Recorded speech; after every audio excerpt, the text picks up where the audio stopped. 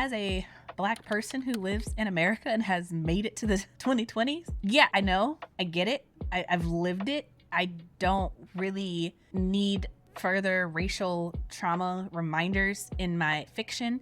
Moving on to question number 2, Magic and the Melanin specifically. If you were interested in submitting a story, one of the things that we made very clear is that not only do you have to be a Black author who's writing about Black characters, but specifically, we do not want stories that feature racial trauma, right? And interesting enough, that is one of the things that we've gotten the most questions about. 1, why? Like, why can't we include racial trauma?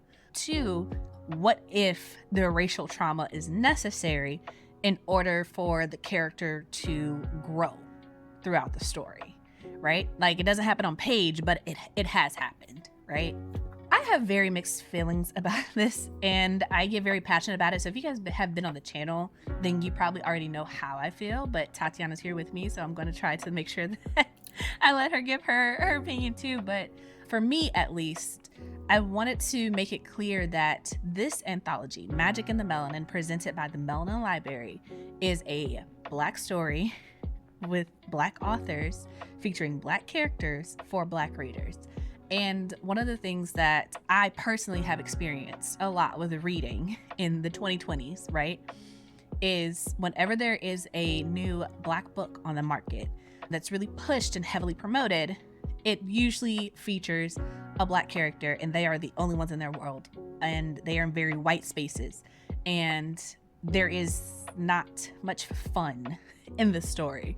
There's lessons, there's growth, there's arcs. They can be well written, but it's not fun. And part of that is because as a Black person who lives in America and has made it to the 2020s, yeah, I know, I get it. I've lived it. I don't really need further racial trauma reminders in my fiction, and things that are marketed to me are supposed to be enjoyable and fun. And while books are always going to be political, the purpose of Magic and the Melanin was to highlight authors, Black authors, who are writing characters, who are writing representation, but it is fun. You can go into it and you don't have to mentally prepare your heart and your mind to be like, okay, there's going to be some white people acting up in this, and I just need to be ready for it. Right? That one white person who shows up at the beginning of the book and you're like, oh, you're about to be the problem.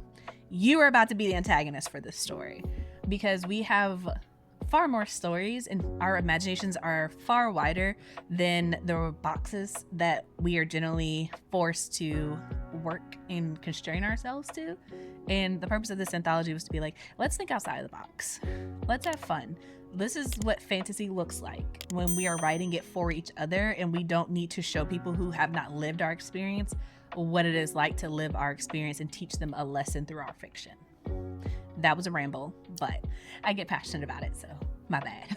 Oh, it's very valid. I know one of the reasons why, like, I personally wrote Sister Samurai is because, you know, trad publishing specifically does not sign a lot of Black authors. And you hear the stories, there's only room for one each quarter. Mm-hmm. And then the ones they do sign, those stories heavily feature Black pain and Black trauma, as if that's the only type of stories that we have that has worth to traditional publishing. And it can honestly be exhausting to read after a while. And while these stories are very important, it's just the balance isn't there. Our lives are more than just pain and trauma. There's joy, and there's laughter, and there's, you know, camaraderie. And it's like, where is that in our stories? And so that is a lot of one of the main motivators why I write as well.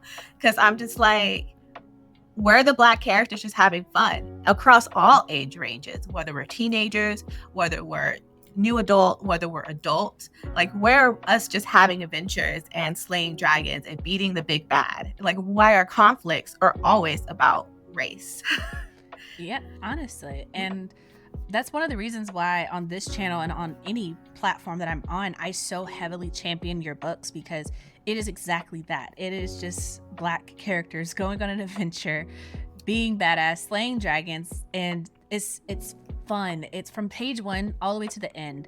And it stuck with me so heavily because I had not fun with reading like I did with your books since I was like a teenager. And I was like, I immediately need to go get the second book in this series, because how dare she end me right here, first of all.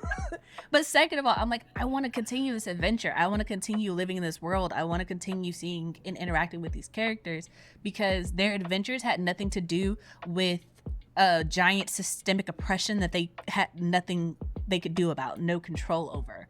And like you said, it's the same reason why I write. Like when I say I write books about Black girls who aren't all that nice, it's because as a Black woman living in America, you so quickly get labeled as angry if you have any other emotion than pleasant, than smiling, than agreeable. I wanted to write characters who have the full range of emotion, where they're not smiling in your face, they don't want to be your best friend, they're out here and they're just like, look, I'm just trying to do my job and go on about my day and live my life. No, I don't want to be your best friend. No, I don't want to hang out with you. Do not ask me out after work. No, thank you.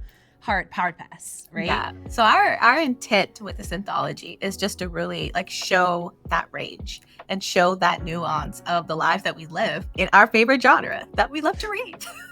And to be clear, Tatiana and I live in the world of fantasy, which is why we're putting together a fantasy anthology. I also want to take a moment here to insert that this is an adult anthology, because that's also what we write. Question number 3, and this is really important.